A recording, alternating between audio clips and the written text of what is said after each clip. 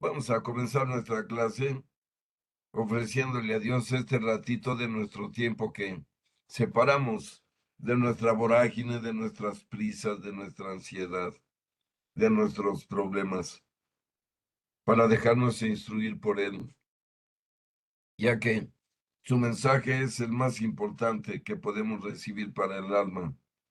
Bueno, para quien aspire ir al cielo, para el que quiera quedarse para siempre aquí en la tierra, pues a gozarle. Sí, de que, como siempre, vamos a agradecerle mucho a nuestro Dios y Padre por tanto que nos da la vida, la salud, el vestido, la comida, la familia, el trabajo. Hay que ofrecerle a cambio lo mejor que podemos hacer, que es ayudar al otro que representa a él mismo y dar nuestro mejor testimonio. En nombre del Padre, del Hijo, del Espíritu Santo. Amén. Padre nuestro que estás en el cielo, santificado sea tu nombre. Venga a nosotros tu reino.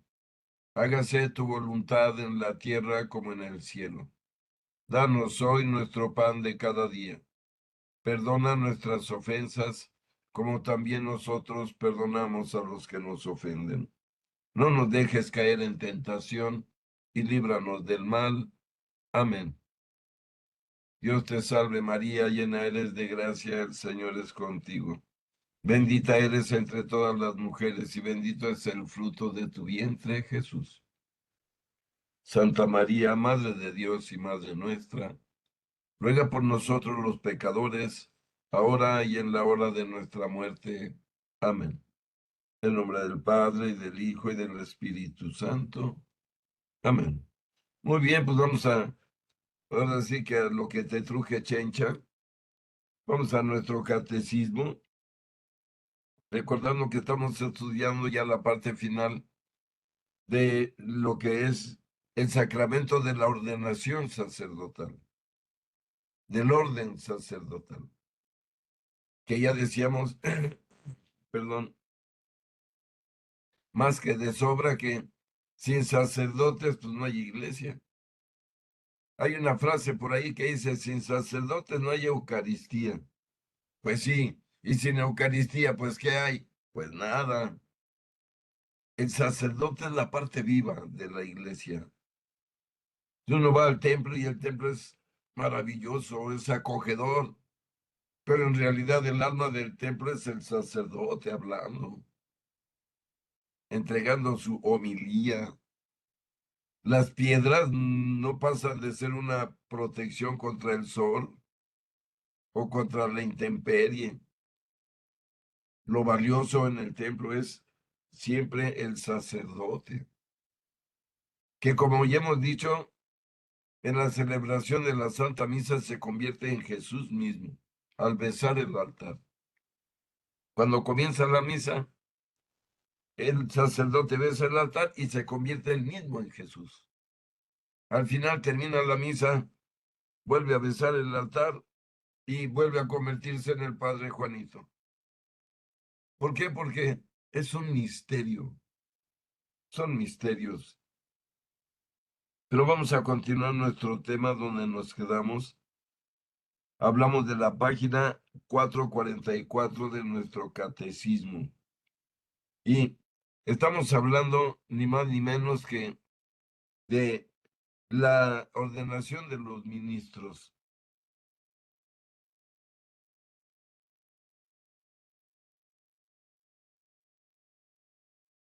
Y dice aquí, página ya decíamos 444. Todos los ministros ordenados de la Iglesia Latina, exceptuados los diáconos permanentes, son ordinariamente elegidos entre hombres creyentes que viven como célibes y que tienen la voluntad de guardar el celibato por el reino de los cielos, como ya lo leíamos en Mateo 19:12, llamados a consagrarse totalmente al Señor y a sus cosas, se entregan enteramente a Dios y a los hombres. El celibato es un signo de esta vida nueva al servicio de la cual es consagrado el ministro de la iglesia. aceptado con un corazón alegre, anuncia de modo radiante el reino de Dios. Ya lo decíamos, claro, con mucho sacrificio. Decíamos al final de nuestra última clase que el sacerdote tiene que renunciar a la familia, a los hermanos, a los amigos, al barrio, al pueblo, a todo, y ponerse en manos de su obispo. Y el obispo, fíjense, va a ser el que le va a dar destino a la vida de ese sacerdote. Es algo que a lo mejor no entendemos los que estamos casados y tenemos familia, y una familia social y familiar cotidiana. Los sacerdotes a veces por eso se sienten tan solos. Tienen una misa con 3,000 personas en el templo lleno y termina la misa y en su cuarto se quedan solos. No está ahí ni su mamá, ni su tío, ni su primo. Por eso, amigos, hay que reconocerlos tanto y pedirle mucho a Dios para que les dé siempre el valor que se necesita, ¿eh? Para ser corderos de Dios, porque es lo que son. Fíjense que el cordero es el que se sacrifica para Dios. Y esos son todos los sacerdotes. Pero dice el numeral 1580, precisamente correspondiente a la imagen que ven. En las iglesias orientales, desde hace siglos, está en vigor una disciplina distinta. Mientras los obispos son elegidos únicamente entre los célibes, hombres casados pueden ser ordenados diáconos y presbíteros. Esta práctica es considerada como legítima desde tiempos remotos. Estos presbíteros ejercen un ministerio fructuoso en el seno de sus comunidades. Por otra parte, el celibato de los presbíteros goza de gran honor en las iglesias orientales. Y son numerosos los presbíteros que lo escogen libremente por el reino de Dios. En Oriente como en Occidente, quien recibe el sacramento del orden no puede contraer matrimonio. Y miren, hablábamos aquí y puse por eso un poquito la imagen de San Charbel Magluf, porque decíamos que algunas iglesias ortodoxas, que el nombre ortodoxo quiere decir lo original, lo legítimo, ¿sí? Y que, ¿cuáles son esas iglesias ortodoxas? Son las iglesias que fundaron los apóstoles, para que lo entiendan rápido. La iglesia que fundó Andrés con los serbios y los eslavos y los rusos es una iglesia ortodoxa, fundada por un apóstol. ¿Qué duda puede tener? La iglesia copta de Egipto, fundada por el mismo San Juan Evangelista. ¿Qué defecto puede tener? Como hablamos de la iglesia copta de el Líbano. Recuerden que el Líbano eran los fenicios, era Tiro, un país muy cercano siempre al cristianismo. Y miren, son los maronitas del Líbano. Ellos sí se pueden casar los sacerdotes, pero como vimos aquí, solo los célibes pueden ser nombrados obispos. O sea, en estas iglesias ortodoxas, una persona casada solo puede llegar a señor cura, a párroco, no puede ascender más. Solo los célibes pueden ser nombrados obispos y posteriormente patriarcas. Pero la iglesia católica las acepta 100%, ¿eh? Están en comunión con el Papa. Como hemos dicho, podemos ir a una misa en cualquier iglesia ortodoxa y tiene valor espiritual para nosotros y comulgar con ellos y confesarnos con ellos. No hay absolutamente ninguna diferencia doctrinal con las iglesias ortodoxas. Ya explicaba en una clase anterior que todo el problema es administrativo. ¿Y por qué no decirlo también económico y financiero? Porque llegó un momento en que el Papa quiso mandar sobre las iglesias ortodoxas fundadas por los apóstoles con toda la autoridad e imponerles obispos, imponerles cardenales, imponerles hasta párrocos. Llegó un momento en que no lo aceptaron estas iglesias ortodoxas y terminaron separadas. En el año 1054, fíjense, fue el año exacto. En ese año se separaron, ya no tuvieron nada que ver una con la otra, cada una desarrolló su culto, desarrolló su liturgia. Lo maravilloso es que nunca se separaron ni el culto ni la liturgia a pesar de esta gran separación o cisma. También se le llama cisma a una división que ocurre en la iglesia de esta manera tan grande. Pero, miren, decíamos, a esta iglesia pertenece Carlos Slim, Harp Elú.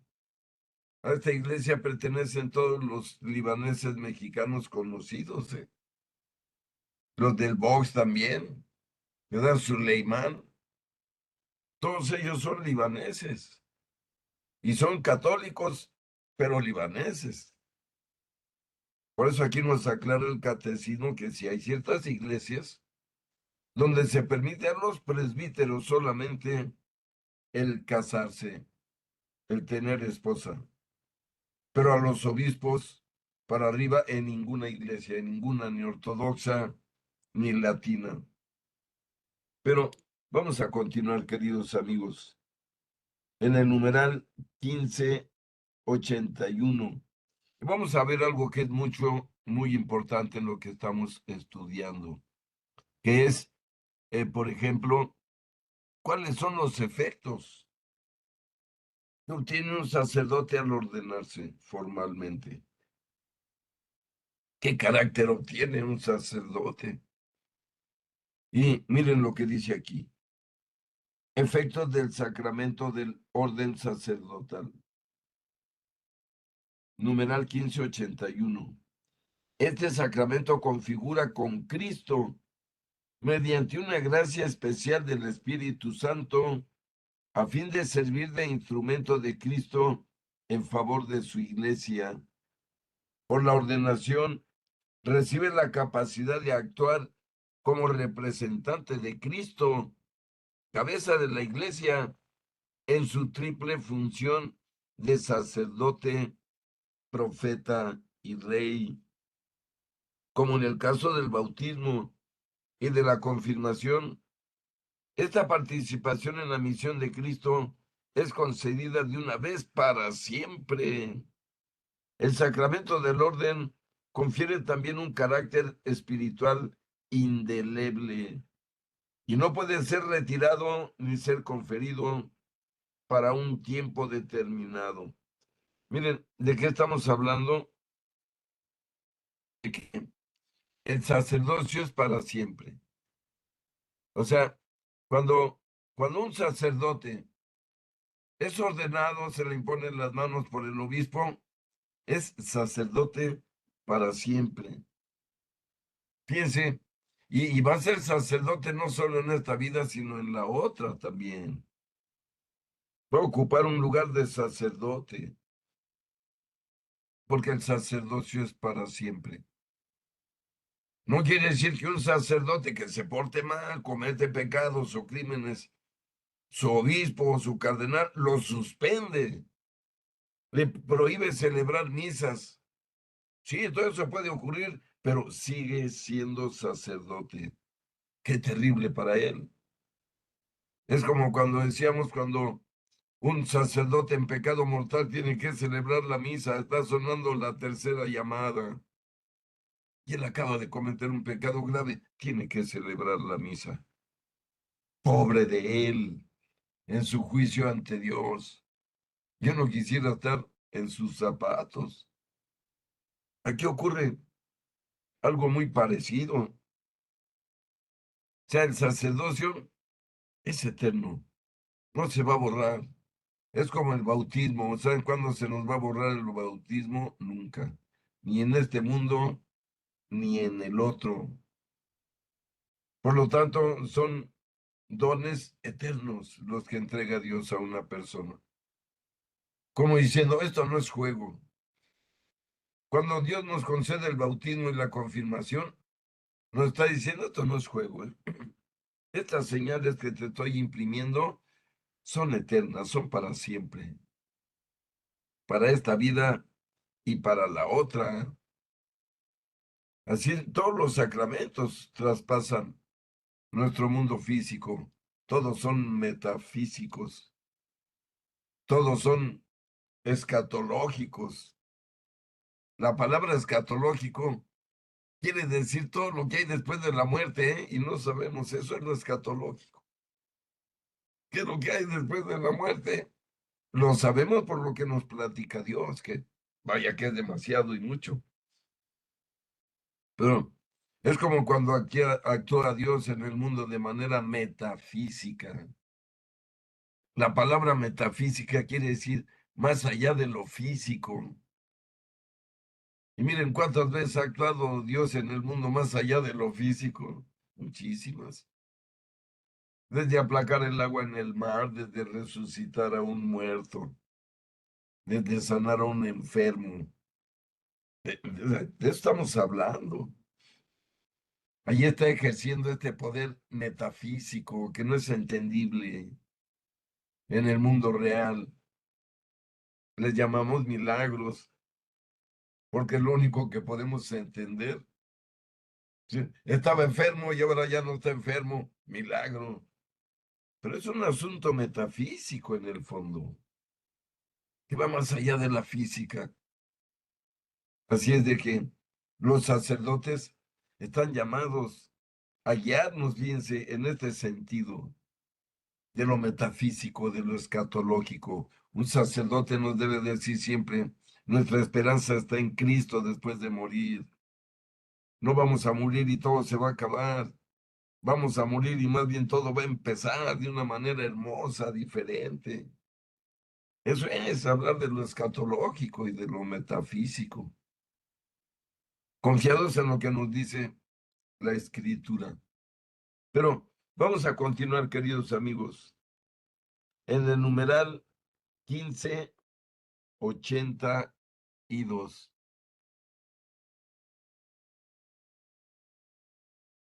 Y dice, un sujeto válidamente ordenado puede ciertamente, por causas graves, ser liberado de las obligaciones y las funciones vinculadas a la ordenación, o se le puede impedir ejercerlas, pero no puede convertirse de nuevo en laico en sentido estricto, porque el carácter impreso por la ordenación es para siempre. La vocación y la misión recibidas el día de su ordenación lo marcan de manera permanente. Y está claro, ¿eh? El sacerdote está marcado ya para Dios y está de alguna manera ya entregado, le entregó su vida a Dios. ¿Y quién la va a administrar? Volvemos a lo mismo, pues, el obispo, su obispo, que es que va, quien va a decidir en qué parroquia trabaje, en qué comunidad trabaje. Decíamos que aquí los padres y los familiares y los formadores y educadores pasan a un quinto y séptimo planos.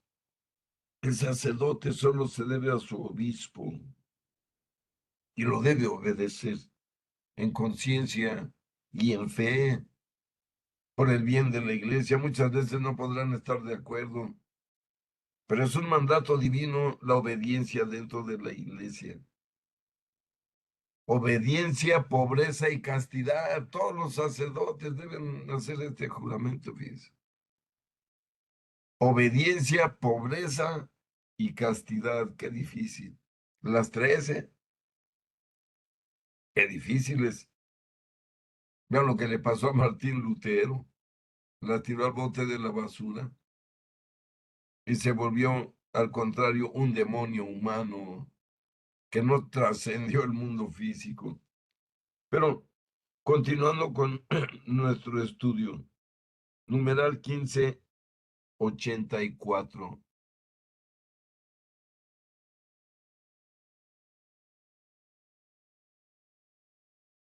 Puesto que en el último término es Cristo quien actúa y realiza la salvación a través del ministro ordenado, la indignidad de éste no impide a Cristo actuar. San Agustín lo dice con firmeza. Miren, ya lo decíamos. Un sacerdote pecador no hace la misa inválida, ¿eh? Suena raro, ¿eh? Pero el poder del Espíritu Santo está sobre el pequeñito pecadorcito sacerdote. Como ya decíamos, pobre sacerdote el que comete eso. Porque el día de su juicio personal lo va a pagar de una manera terrible que no quisiera ni narrar aquí. Es algo terrible. Por eso un sacerdote que comete un pecado así se tiene que confesar inmediatamente con otro sacerdote, el primero que encuentre. Hermano sacerdote, me quiero confesar porque acabo de celebrar la misa en pecado mortal. Ayúdame, absuélveme, estoy arrepentido. ¿Qué pasa? Recuerden que la pregunta se le hicieron un día a San Francisco de Asís. Oye, ¿puedo comulgar de las manos de un sacerdote que acabo de ver pecar? Y dijo a San Francisco, por supuesto. Lo que vas a comer es la carne y la sangre de Cristo totalmente consagradas, aunque sea por esas manos pecadoras. Recuerden, ya decíamos que una de las acciones antes de la oración eucarística es que le echan agüita, ¿verdad? El sacerdote.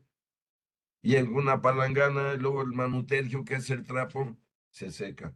Ahí el sacerdote debe decir en voz alta o en voz interior, Señor, límpiame de todos los delitos que tenga en este momento. Perdóname todos mis pecados para celebrar la misa. Lo tiene que decir. Hazme limpio a tus ojos. Ya después de la misa, como les digo, tendrá que enfrentar su realidad. Como lo está explicando San Agustín, como ya hemos dicho, el santo más grande que ha tenido la iglesia fuera de la Biblia. Y sigue diciendo San Agustín, en cuanto al ministro orgulloso, hay que colocarlo con el diablo. Sin embargo, el don de Cristo no por ello es profanado. Lo que llega a través de él conserva su pureza. Lo que pasa por él permanece limpio y llega a la tierra fértil. En efecto, la virtud espiritual del sacramento es semejante a la luz. Los que deben ser iluminados la reciben en su pureza y si atraviesa seres manchados, no se mancha.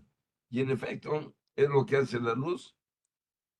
La luz puede pasar a través de un vidrio y no mancharse aunque el vidrio esté completamente sucio. Así es este don de Dios a través de los sacerdotes. O sea, aunque ellos estén sucios como el vidrio, no impiden que pase la gracia.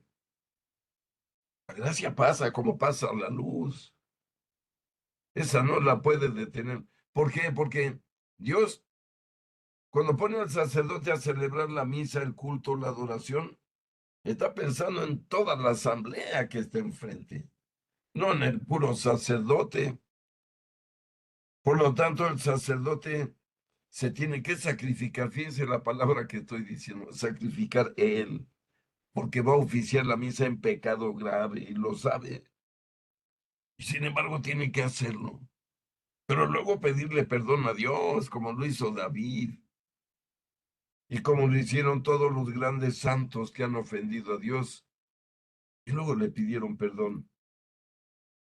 Vean, los salmos son un gran ejemplo de cómo pedirle perdón a Dios. Nos vamos a equivocar todos los días, y todos los días hay que decirle a Dios, perdón otra vez, Señor, perdóname. Me volví a pasar, el diablo me volvió a borrar y volví a cometer el mismo error, pero perdóname. Tú sabes que no quiero pecar. Tú lo sabes, Señor. Que es lo que le decía David a Dios. Señor, tú sabes que ya pecador nací del seno de mi madre, pero límpiame, sana mi corazón, le decía David a Dios. Consciente estoy de que pequé contra ti, consciente estoy de que te ofendí, a ti te he ofendido, pero a ti te pido perdón, le decía David, es el Salmo 51. Miren, cada que le pidamos perdón a Dios arrepentidos, nos va a perdonar. Dice la Biblia que a un corazón apachurrado y oprimido por el dolor, el Señor siempre lo va a escuchar. Y esto es cierto. Pero cuando el pecador es arrogante y piensa que no cometió faltas, aguas, ese no. Ese se va a podrir por dentro.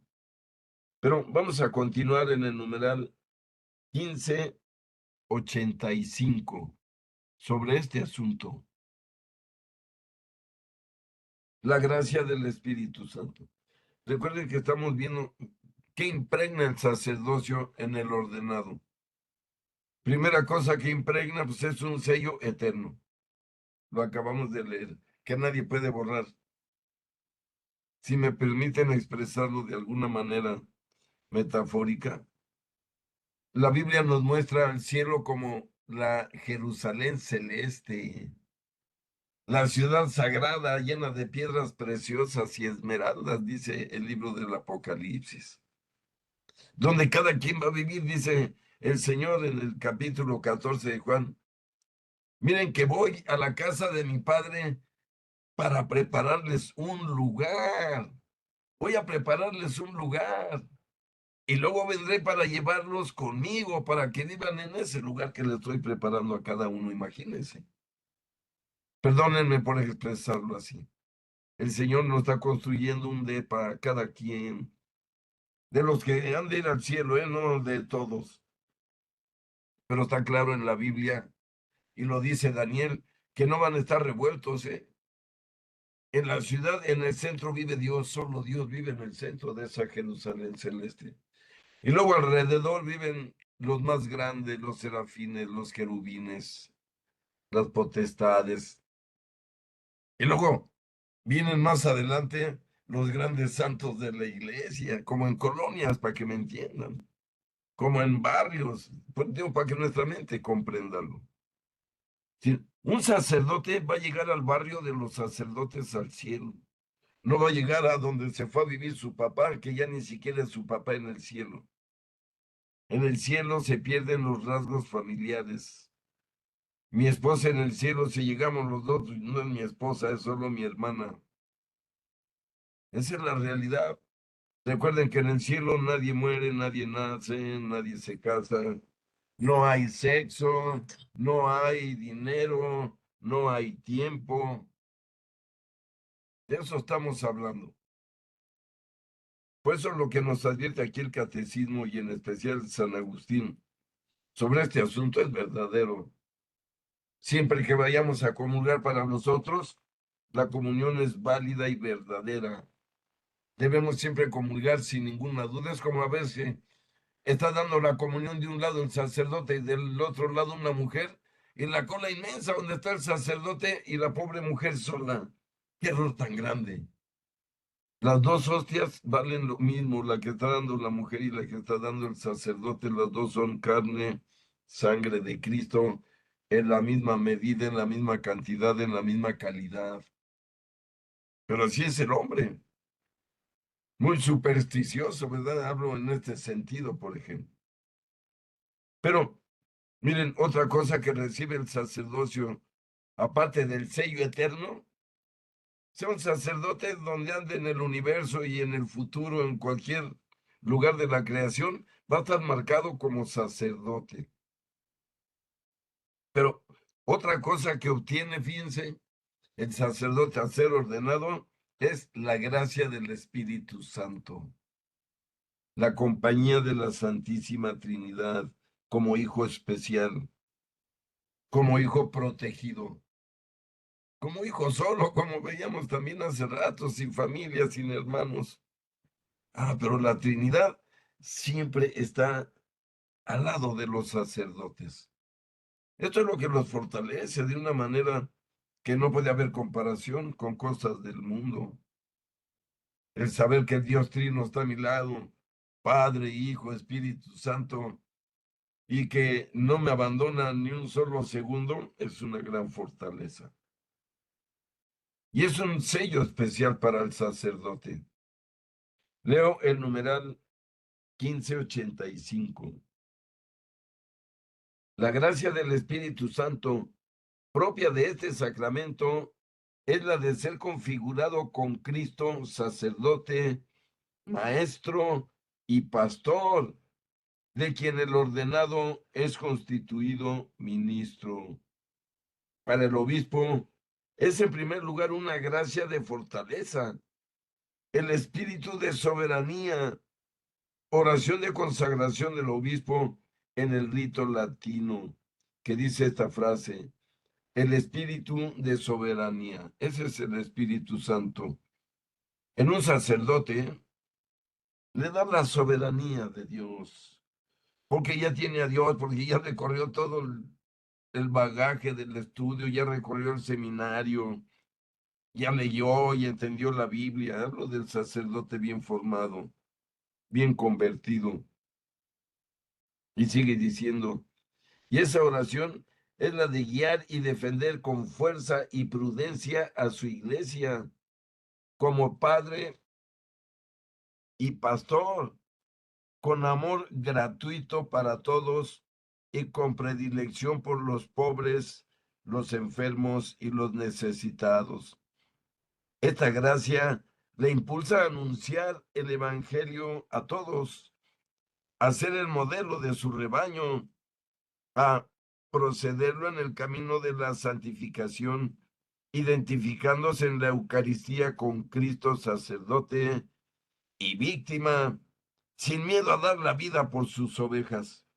Qué tremendo y qué difícil, lo leo muy fácil, pero miren, es lo que muchas veces les dijo el Papa Francisco a los sacerdotes. Tienen que oler a oveja, no tienen que oler a la oficina ahí de la sacristía. Dijo el Papa Francisco, y muchas veces la iglesia debe ser una iglesia en salida. No quedarse ahí, miren, lo voy a decir sin tratar de ofender a nadie, pero hay muchos párrocos que se quedan ahí en su parroquia esperando nomás a la gente los domingos, los sábados. No, lo que dice aquí el Evangelio del verdadero sacerdote es el que de lunes a viernes sale a la colonia a conocer las tienditas, donde hay enfermos, donde hay vagos, donde hay drogadictos, donde hay hermanos separados. Un buen párroco debe conocer su colonia, su familia, su dote perfectamente. Y debe hacer visitas en las casas. Es lo que pide Dios de un buen sacerdote. Pero volvemos a lo mismo, muchos caen en la comodidad. Y en el nada más me siento y que vengan las ovejas a mí. No, a las ovejas hay que salir a buscarlas. Perdón por expresarlo, yo vivo aquí en Valle de los Molinos. Y miren, aquí hay 3 sacerdotes, pero la comunidad de la parroquia de Nuestra Señora de Guadalupe, aquí en el ejido Copalita, es inmenso. Tienen que atender ranchos, comunidades. Miren, atienden Valle de los Molinos, desde el ejido Copalita, que es donde está la parroquia principalmente, pero también la Magdalena pertenece a la parroquia. Miren, uno ve a los pobres padres que yo no sé cómo le hacen para, y en donde quiera andan celebrando misas en todas las comunidades. Eso es salir a buscar a la gente. Miren, aquí en Valle de los Molinos ni siquiera tenemos templo, perdónenme por dar ese testimonio. Pero ver las misas en el Parque Rojo que le llamamos a reventar, gracias a Dios. ¿Por qué? Porque sí hay sacerdote, y muy bueno, y es el que nos aglutina. De eso hablamos, miren, el sacerdote es fundamental. Yo le agradezco a Dios los 3 que tenemos aquí, que son de verdad entregados. Pero también hemos tenido en esta parroquia sacerdotes que se fueron de aquí o los tuvieron que echar porque se les hizo muy pesado el trabajo. Esta parroquia donde vivo es pesada por las distancias, por los ranchos que tienen que atender, por el tipo de gente, que es normalmente gente, pues, de la clase más popular que hay en la zona urbana. Y sin embargo, miren, Dios les da una fuerza que no sabe uno de dónde la sacan. Yo lo digo por mis sacerdotes que tanto quiero. Pero vamos a continuar esta enseñanza. Recuerden que estamos hablando de el orden sacerdotal. Y aquí vamos a ver las palabras de San Hipólito Romano.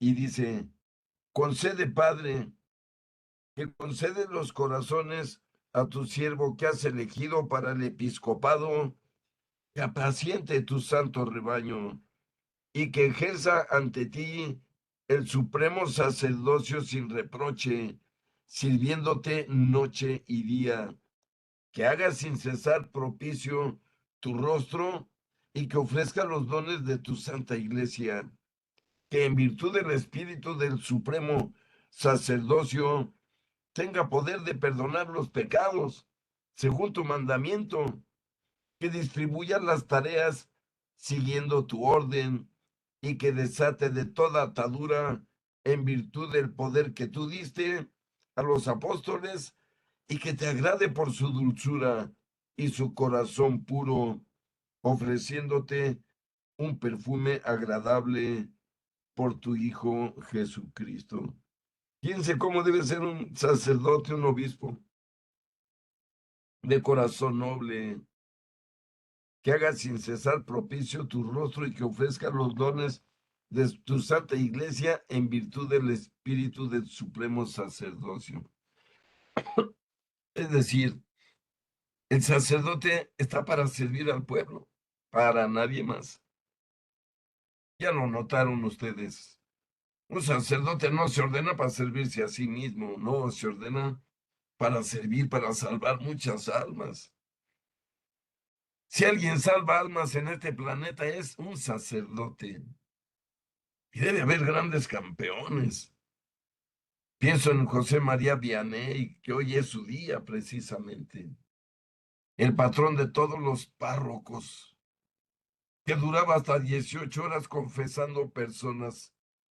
Estaría salvando almas, imagínense nada más. Y este San Hipólito Romano, que fue mártir y entregó su vida por Cristo, lo entendió más que perfectamente. Es una verdadera entrega. ¿Por qué? Porque no vinieron para servirse a sí mismos, insisto. El sacerdote vino para servir al otro. Por eso el sacerdote, se lo digo, no debe negar los sacramentos, no debe negar los servicios de urgencia. Por ejemplo, si yo voy con un sacerdote y le digo, oiga, padre, ¿puede bendecir mi coche, por favor? Y me dice, no, mira, no tengo tiempo y para eso no tiene caso. Cuidado, está cometiendo un grave pecado de omisión. Si yo le digo a un sacerdote, padre, me acompaña, hay un moribundo que le urge un sacerdocio un sacerdote para que lo despida. Y dice, no, pues no puedo, ¿verdad? Lo siento, no puedo. Es muy tarde, lo tengo que hacer. Cuidado. El sacerdote tiene una responsabilidad muy tremenda. No sé si conozcan a María Sima, a la mujer que Dios le permitió hablar con las almas del purgatorio. De verdad, miren, son unas historias espeluznantes, es la palabra exacta. Porque Dios le permite conocer de muchas personas que están en el purgatorio por errores que cometieron aquí absurdos, tontos. Hablo de envidias, hablo de revanchas, hablo de sexo desordenado, hablo de mala fe. Y eso los tiene ahí en el purgatorio. No eran tan malos para mandarlos al infierno. Pero por supuesto no pueden entrar al cielo porque no están perfectamente limpios, blancos y no les han entregado su túnica purísima y blanquísima. Por eso, miren, dice María Sima que le tocó hablar con varios sacerdotes que tenían las manos carbonizadas, fíjense. Y cuando llegaban con María Sima, por favor, que ofrezcan misas por mí. Soy el sacerdote fulano. Y le decía María Sima, ¿por qué tienen las manos así, carbonizadas? Porque me negué a bendecir muchas veces a los que debí bendecir. Aguas, ¿eh? Miren, de eso hablamos, pero a veces estamos hablando de obligaciones del sacerdote y no se nos olvide que también son a veces para nosotros. Yo también tengo obligación de ayudar a quien Dios me pone enfrente para cualquier situación. Si llega un indigente y me pide una moneda, quien me lo puso enfrente es Dios. No fue una coincidencia. Miren, los creyentes católicos no creemos ni en la coincidencia ni en la buena suerte, ¿eh? En eso creen los que creen en los horóscopos, en las adivinaciones, en la brujería. Nosotros confiamos en la providencia de Dios. Y cuando nos pasa algo bueno, no vamos a decir buena suerte, gracias Señor, porque tú me lo diste. Nada de qué buena suerte. La buena suerte es solo con los paganos, amigos. Cuando Dios nos da algo hermoso, hay que agradecérselo a Él. No la buena suerte. Sí, gracias Señor por este regalo tan inmerecido. Lo que sea. Por eso, miren, la explicación de San Hipólito Romano es tan importante para entender esto. Porque, como les digo, nos incumbe a todos, no solo a él. Pero, continuando, amigos, la lectura.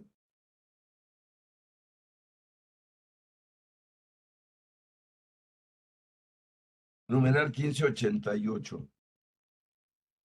En cuanto a los diáconos, fortalecidos en efecto con la gracia del sacramento en comunión con el obispo y sus presbíteros, están al servicio del pueblo de Dios en el ministerio de la liturgia, de la palabra y de la caridad.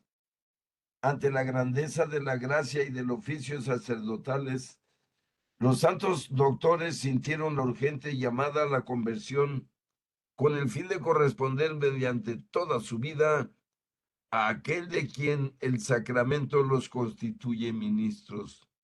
Así, San Gregorio Nacianceno, siendo joven sacerdote, exclama. Miren, estamos hablando de verdad de gigantes, ¿eh? San Ignacio Nacianceno es doctor de la iglesia, ni más ni menos. Porque es doctor de la iglesia, fue de los primeros cristianos. Los doctores de la iglesia, amigos, fueron discípulos de los apóstoles y de los primeros discípulos de los apóstoles. Por eso se les conoce así.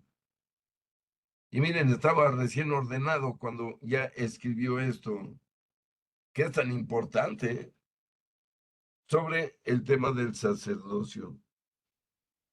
Y dice nuestro querido San Gregorio, es preciso comenzar por purificarse antes de purificar a los otros.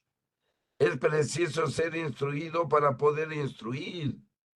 Es preciso ser luz para iluminar, acercarse a Dios para acercarle a los demás, ser santificado para santificar, conducir de la mano y aconsejar con inteligencia.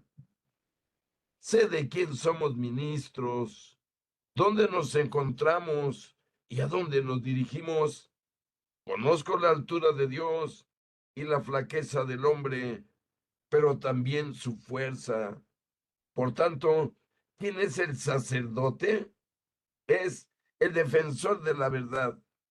Se sitúa junto a los ángeles, glorifica con los arcángeles, hace subir sobre el altar de lo alto las víctimas de los sacrificios, comparte el sacerdocio de Cristo, restaura a la criatura, restablece en ella la imagen de Dios, la recrea para el mundo de lo alto y para decir lo más grande que hay en él, es divinizado y diviniza. Y el santo cura de Ars, San Juan María Vianney, que hoy es su día, dice, el sacerdote continúa la obra de redención en la tierra. Si se comprendiese bien al sacerdote en la tierra, se moriría no de pavor, sino de amor. El sacerdocio es el amor del corazón de Jesús. Y esto es real y verdadero. No puede ser de otra manera. ¿Qué es el sacerdocio? El sagrado corazón de Jesús en acción. Como ya lo habíamos visto al comenzar esta clase el día de hoy. Pero voy a continuar ya para terminar un pequeño resumen sobre este sacramento de la ordenación. Porque la próxima semana vamos a comenzar el sacramento del matrimonio. Espero que no se lo pierdan.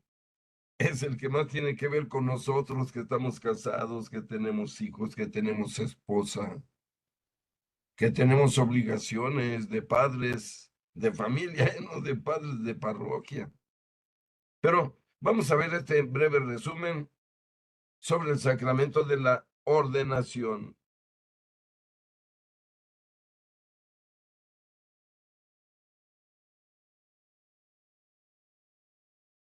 Comenzamos con San Pablo, que nos dice, numeral 1590, en este breve resumen.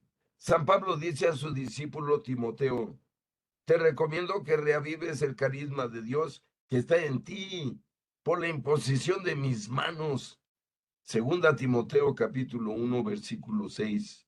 Y si alguno aspira al cargo de obispo, desea una noble función. Primer libro a Timoteo capítulo 3, versículo 1. Y a Tito le decía, el motivo de haberte dejado en Creta fue para que acabaras de organizar lo que faltaba y establecieras presbíteros en cada ciudad, como yo te lo ordené. Tito capítulo 1, versículo 5. Por lo que entendemos, amigos, que Tito ya era en realidad obispo, porque solo un obispo puede ordenar presbíteros. Pero dice el 1591 de este mismo tema. La iglesia entera es un pueblo sacerdotal. Por el bautismo, todos los fieles participan del sacerdocio de Cristo. Esta participación se llama sacerdocio común de los fieles. A partir de este sacerdocio y al servicio del mismo, existe otra participación en la misma de Cristo, la del ministerio conferido por el sacramento del orden, cuya tarea es servir en nombre y en la representación de Cristo, cabeza de todo en medio de la comunidad.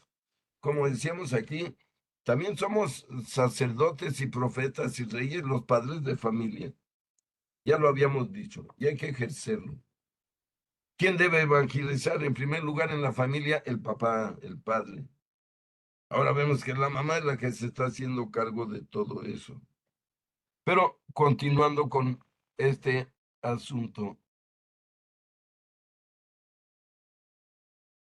el sacerdocio ministerial difiere esencialmente del sacerdocio común de los fieles porque confiere un poder sagrado para el servicio de los fieles.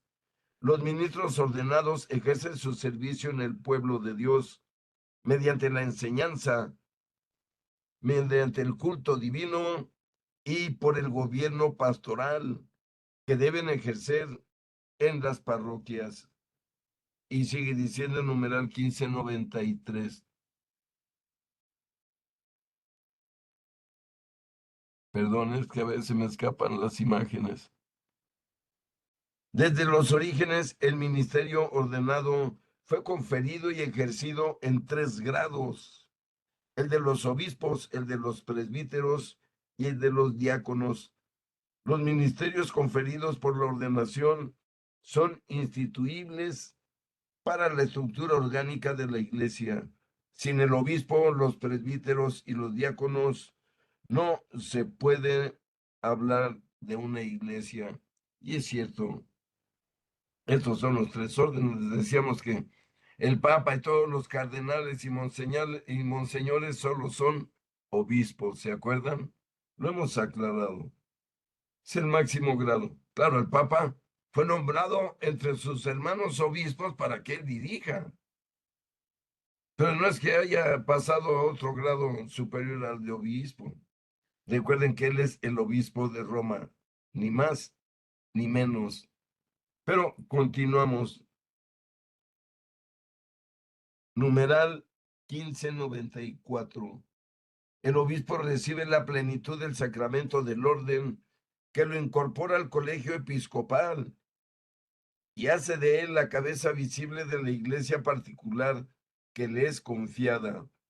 Los obispos, en cuanto a sucesores de los apóstoles y miembros del colegio, participan en la responsabilidad apostólica y en la misión de toda la iglesia bajo la autoridad del Papa, que es sucesor de San Pedro. Y esto es real, ¿eh? Todos ellos deben ser obedientes al Papa, todos. Si un obispo no es obediente al Papa, en realidad está cometiendo un pecado grave. Y también para los fieles. Recuerden que el Papa habla ex cátedra. ¿Qué quiere decir? Que cuando habla del Evangelio y de las cosas de Dios, no se equivoca nunca. Y nadie lo puede retar.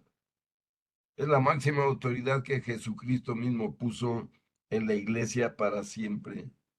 Hoy es el gran Papa León XIV. Debemos ayudarlo en su gran labor. Pero dice el numeral 1595. Los presbíteros están unidos a los obispos en la dignidad sacerdotal y al mismo tiempo dependen de ellos en el ejercicio de sus funciones pastorales. Son llamados a ser cooperadores diligentes de los obispos.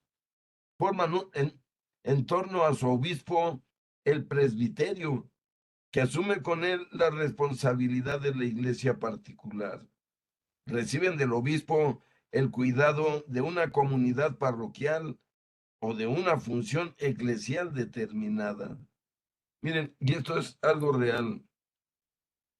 Así como se divide la iglesia en diáconos, presbíteros y obispos, también regionalmente la iglesia se divide en país y luego diócesis y luego son decanatos y en los decanatos se dividen en parroquias y las parroquias pues tienen varias capillas, pero así se divide en todo el mundo. Es el país, diócesis, decanato, parroquia y capilla. Son los tres órdenes también en ese sentido. Pero continuando con este asunto, estamos hablando del numeral 1596. Los diáconos son ministros ordenados para las tareas de servicio a la iglesia. No reciben el sacerdocio ministerial, pero la ordenación les confiere funciones importantes en el ministerio de la palabra, del culto divino, del gobierno pastoral y del servicio de la caridad, tareas que deben cumplir bajo la autoridad pastoral de su obispo. El sacramento del orden es conferido por la imposición de las manos, seguida de una oración consacratoria solemne que pide a Dios para el ordenado las gracias del Espíritu Santo requeridas para su ministerio. La ordenación imprime un carácter sacramental indeleble, como ya decíamos, no se borra nunca. Y ya para terminar, tenemos dos asuntitos. La iglesia confiere el sacramento del orden únicamente a varones bautizados, cuya cuyas aptitudes para el ejercicio del ministerio han sido debidamente reconocidas. A la autoridad de la Iglesia corresponde la responsabilidad y el derecho de llamar a uno a recibir la ordenación. Y miren, ya decíamos que mientras estemos vivos no va a haber ordenación de mujeres, porque Cristo no lo quiso así. Miren, si Cristo hubiera querido ordenar mujeres, pues la primerísima sería María, sería la primera sacerdotisa, y la segunda María Magdalena, y la tercera María, la mujer de Cleopas, es decir, la madre de Judas Tadeo y de Santiago el Menor. ¿Por qué hablo de ellas? Porque ellas acompañaron a Cristo los 3 años y medio que predicó. Y estaban a mejor evangelizadas que muchos hombres. Pero Dios no quiso elegir mujeres para el sacerdocio. ¿Por qué razón? Porque la mujer tiene otra función más importante, que es dar la vida. Para que haya sacerdotes, pues debemos necesitar una mujer. Por lo tanto, la mujer tiene otras funciones. La de dar a luz a sacerdotes, que es algo de verdad grandioso. Y lo digo de verdad. Pero dice el 1599, en la Iglesia Latina el sacramento del orden para el presbiterado solo es conferido ordinariamente a candidatos que están dispuestos a abrazar libremente el celibato y que manifiesten públicamente su voluntad de guardarlo por amor del reino de Dios y el servicio de los hombres. Ya decíamos, amigos, que la Iglesia no prohíbe que se casen los hombres, ¿eh? La Iglesia lo que le dice al que quiere ser sacerdote es: no te puedes casar si quieres ser sacerdote. Que decimos que se lo dicen a todos los seminaristas antes de ordenarlos. No te mueve el tapete alguna mujer, no tienes enamoramiento por una mujer, porque no te vas a poder casar, es decisión tuya, no de la Iglesia. Acuérdense que dijo Jesús: hay eunucos que nacieron así del seno materno, y hay eunucos hechos por los hombres. Pero hay también eunucos que se hicieron tales a sí mismos por el reino de los cielos. El que puede entender, que entienda. Y con esto termino. Miren, dice este último pasajito: corresponde a los obispos conferir el sacramento del orden en los 3 grados. Y ahí le dejamos, queridos amigos, por hoy. Y con esto terminamos el tema sobre la ordenación de diáconos, presbíteros y obispos. Vamos a darle muchas gracias a Dios nuestro Señor, que confirmamos siempre que es tan bueno. Miren qué tan bueno es que nos envía sacerdotes. Ahora que lo hemos leído y entendido, gracias, Señor, por todos los sacerdotes que nos has mandado, y manda muchos más porque urgen más. Al mundo, amigo, le urgen mucho más sacerdotes, pero el diablo también está influyendo. Hay que rogar a Dios a que mande muchos sacerdotes a donde más falta hagan. En nombre del Padre, del Hijo, del Espíritu Santo. Amén. Padre nuestro que estás en el cielo, santificado sea tu nombre. Venga a nosotros tu reino. Hágase tu voluntad en la tierra como en el cielo. Santificado sea tu nombre. Hágase tu voluntad en la tierra como en el cielo. Danos hoy nuestro pan de cada día. Perdona nuestras ofensas, como también nosotros perdonamos a los que nos ofenden. No nos dejes caer en tentación y líbranos del mal. Amén. Dios te salve María, llena eres de gracia, el Señor es contigo. Bendita eres entre todas las mujeres y bendito es el fruto de tu vientre, Jesús. Santa María, Madre de Dios y Madre nuestra, ruega por nosotros los pecadores, ahora y en la hora de nuestra muerte. Amén. Dulce Madre, no te alejes, tu vista de nosotros no apartes. Ven con nosotros a todas partes y solo nunca nos dejes. Ya que nos proteges tanto como verdadera Madre, haz que nos bendiga el Padre, el Hijo y el Espíritu Santo. Amén. Muchas gracias a todos. Dios los bendiga, los acompañe, los cuide de todo mal. Los quiero mucho y los espero la próxima. De verdad les agradezco mucho que escuchen el curso. Dios los bendiga. Gracias, maestro. Buenas noches. Gracias, Un maestro abrazo a Jaime. todos. Gracias. Buenas noches. Gracias a ustedes. Bendiciones. Gracias. Buenas noches. Dios los bendiga con sus familias, a todos. Memo, Reina, a todo mundo. Gracias. Dios los bendiga. Dios los bendiga. Gracias, maestro Buenas noches Jaime. para todos. Buenas noches. Gracias. Igualmente, maestro Jaime, gracias.